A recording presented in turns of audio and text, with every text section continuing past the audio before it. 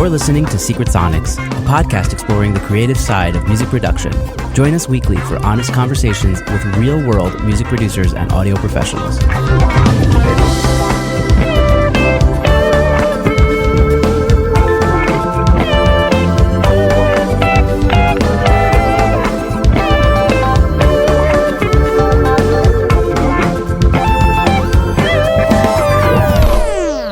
Hello, and welcome back to Secret Sonics. I'm your host, Ben Wallach. My guest today is Carl Bahner. Carl is a music producer, mixer, and problem solver based out of Lancaster, Pennsylvania, USA. Whether drumming and remixing for his former band Cheerleader or working with artists like Transviolet, St. Lucia, Joywave, and Hippocampus, Carl has proven himself highly adept at producing playful earworms tailored to fit your ears like a favorite t-shirt. In addition to Carl's production work, he has toured extensively in the US, Canada, and the UK, and his music has been featured in film, television, and video games, including Guitar Hero Live. Carl has also performed on stage opening for acts like Walk the Moon, X-Ambassadors, Charlie XCX, and countless others.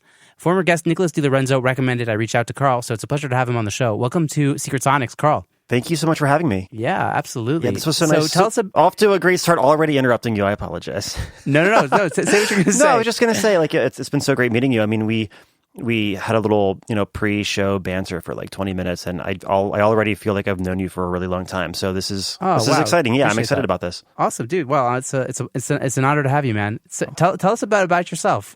Where did production begin for you, or you could just tell me about your musical journey? Yeah, production kind of happened by accident. Back in, I could say like maybe when it really started becoming a focus of mine back in like 2014 or so. But the reason I say it kind of happened by accident is because I really had no intention. I had no like premeditated intention of becoming a producer or a mix engineer. I was a session drummer for a long time and went to school for music. And I joined a band called Cheerleader. I auditioned for them back in, I think either like 2012 or early 2013, and that was my first time getting into pop music. And I was doing a bunch of session work in the Philly area for a long time, and started focusing more on my role in Cheerleader. And I was quote unquote producing before then, but it was really just my local artist friends coming in and recording a 3-song EP that we tracked live. Like, it wasn't production in the sense that I'm doing now with artists from all over the world doing like a lot of like pop and electronic stuff. And the production, like when I really started focusing on it, was actually just because I was bored in a tour van with a laptop, and I started doing remixes for friend bands, either bands that we had known personally or we were on tour with. So it was super great because I had really fantastic songs to start with. I think the second or third remix I ever did was for the Wombats, which was insane because first off, they're just incredible, but also just having access and permission to do an official remix for a band that with that kind of history and longevity already was insane. So I feel like what really pushed me forward was this combination of excitement about trying something new, this, abundance of time, essentially, touring the US, like there's a lot of boring highway, and it was something that, felt productive, and I enjoyed it. And I think they ended up sounding pretty good. And it was just this vehicle for me to develop my skills, but also develop my taste and develop just my interests.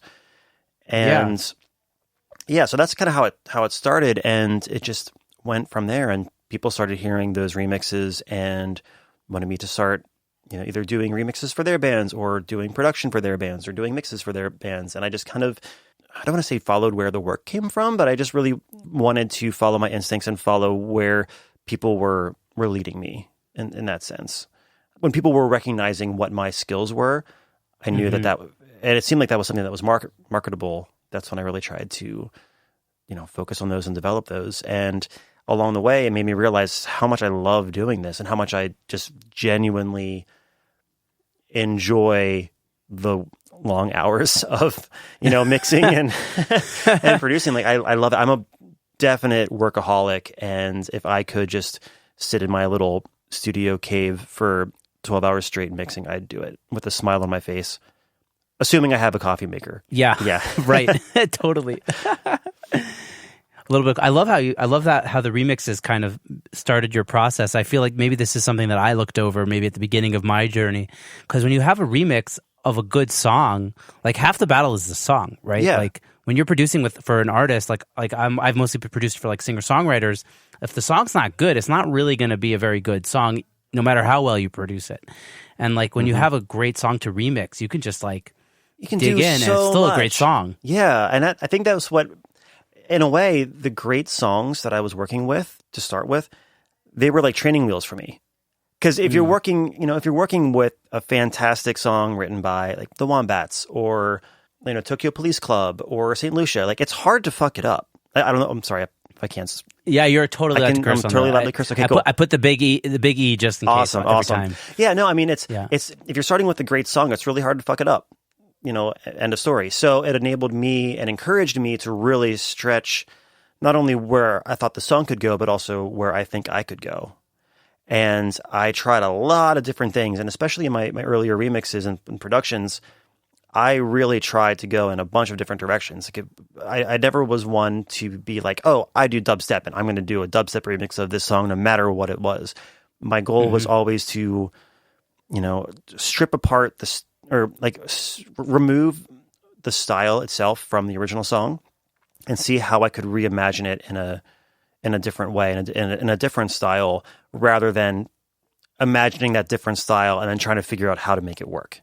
It was always the song first, and then trying to create a new backdrop for it, telling it in an environment that made sense to the song and felt natural. And one of the things that I would always hear from fans, and also from even like radio people or press people that I talked to, they said like it sounds like my version was the original, and that was always the goal, is to make it just feel right. Like I don't want it to feel like a remix. I want it to just sound like, I want it to be a great song, and whether or not it's the way that the artist initially intended it or not, that's the part that I'm okay with it being. Like I'm okay with it being very different from what they intended, but I'm not okay with it sounding forced or sounding very different. I want it to be as natural as possible. Yeah, I feel like that's like a great insight of like what makes a good remix is like it just suits the song. Yeah, as you're saying.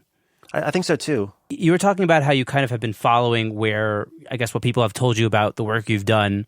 You've kind of followed that to find success, right? Like say, like what the market tells you, right? Yeah. Like, oh, you're good at this, so you should do more of that.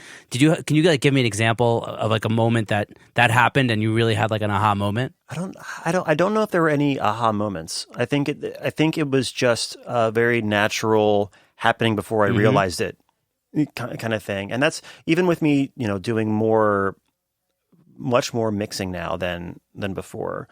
It wasn't anything that I necessarily planned. I think it just kind of happened. And I think with that example specifically, what was happening is I was working with a lot of artists that I was doing, a decent chunk of the production with them, but because they were remote, a lot of it was kind of co-producing with the artist.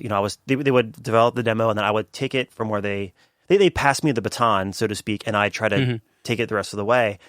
And I think as one of the things that I tried to do with any of the artists that I'm working with from a production standpoint is I try to it sounds so pretentious to say I try to educate them, but I mean, I try to like let them know what I'm doing and try to think out loud and have them as involved as possible, knowing that if I can help them to get their future demos to an even better starting place, then that makes for ultimately a much better end result, and also makes my job a little easier too. It's less problems for me to fix, So if I teach them about, phase issues or just like general, arrangement techniques, that I can solve a lot of future problems that way. So what was happening was a lot of these artists that I'd be working with, we'd do a song and they'd be really happy, and they'd come back and do another one, and then do another one. And each time it seemed like they were getting closer and closer to the goal before they even got it to me. And it got to this point where I started realizing that a lot of what I was doing was like the last 5% of the production process before mixing. So it's like they come to me with a song. It's pretty solid, but mixing alone is not going to fix it. Like maybe there's like some awkwardness in transitions, or they weren't sure how they want to. They weren't sure about what to do for the intro, or the bridge didn't feel like it built enough, and they didn't know what to do. So I was still being hands-on with the production side of things, but I was more of a like I say, like a problem solver. I was helping them just overcome those last 5%, obstacles to get it ready for mixing.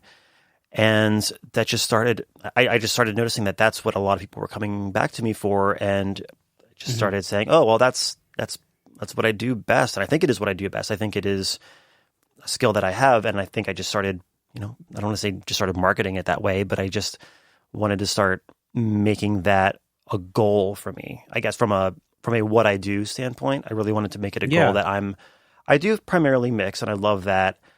But I mix with the producer's ear. So like if I hear things that I think could be different, I'll talk to you about it and I'll ask you and I'll say, hey, this could be, I think this might have more of an impact if this section were, 2 measures shorter or 2 measures longer or whatever. And feel free to take my advice or feel free to tell me to fuck off. Either is totally cool. I just wanted to bring it up because I know a lot of these people they're coming to me because of my experience and because of my ability to do that. So yeah, I'll get vetoed every once in a while, but more often than not, at least they're willing to let me try it. And sometimes I veto myself. I'll just be like, wow, I tried it. It sucked. Never mind. Forget I said anything. But at least we have this agreement, this spoken or unspoken agreement that we at least try everything that we think collectively could make the song better. And that's something that I don't feel like a lot of mix engineers do. Because for a lot of people, that's not like in the more strict traditional a producer does this, the mixing engineer does this, the editor does this, the mastering engineer does this. In that sense, there is much more, I don't know how to say this, there's a more like compartmentalized role. Yeah. And I'm definitely not one to try to do everything. Like I will outsource mastering any chance that I possibly can. I'll outsource editing, I'll outsource vocal tuning. But those few things that I really feel like I can do strongly, even if they're not necessarily in what I'm being hired to do, I'll still bring it up, right? Because I want the song to be as good as it can be, and if my idea helps, awesome, and if my idea sucks, awesome. At least we tried it. We tried every possible avenue. Yeah, there's a term in Israel that I don't know how well this is going to go over. It's called big head and small head, rosh gadol and rosh katan, and it's used a lot actually in the army. It's like, oh, like you're just like. Being small-headed means like you just keep your head down, you do the job, you get out. And if you're big-headed, which is just the term here, it means like you're actually thinking about the bigger picture. You're not just thinking about what your role is and how it applies to other things. And it sounds to me like you've really applied that to when you get a mixing job or whatever job it is. It's like you're thinking about the whole picture, and I think that's like a really good thing. And you're not the first person on the show to say something along this lines. Like I'm trying to remember who, but somebody who said that, like, they hired me to mix, but I'm not going to let it just be a mix if it needs more than just a mix. Yeah. Because I see the production and the mixing as the same process. So you're hiring me to mix, and that's like my specialty. But like, if the song needs a better kick drum, I'm going to find a better kick drum sample and pop it. Like, I don't know, just like a silly example. Yeah. Well, I think of it as, if you're building a house, right? Even if I'm being hired to hang the drywall, if I see a leak, I'm going to say something. Right. I'm just not gonna put the drywall up and ignore that issue. I'm at least, and even if they say, oh, it doesn't matter, well, they'll figure it out, whatever. And that's not my responsibility to make that call necessarily, but it is. I feel like it is my moral responsibility to be like, I think there's a problem here that hasn't been addressed, and maybe we should address it. Yeah, absolutely. I recently surprised 2 people that I was doing a mixing job for with like a new like kind of musical like added production thing, and both times I got good results. So yeah, I probably should have mentioned something before I did it, but I just kind of said like, oh, here's the new mix. What do you think? And they're like, wait, you just added like a whole new piano part to that section. And like so far it's gone over well, but I might be treading dangerous territories if I just do it without telling them. I think it's only dangerous if you don't say something, and if they say no, then maybe don't do it. Or at least if they say, I don't know, I don't think so. If you want to do 2 versions and send it, maybe that's okay. Yeah. But I've definitely tried to make it. It's like one of my onboarding questions is if I hear something, if I have a crazy idea that I think might make the song cooler, can I try it? Knowing that you will ultimately have veto power.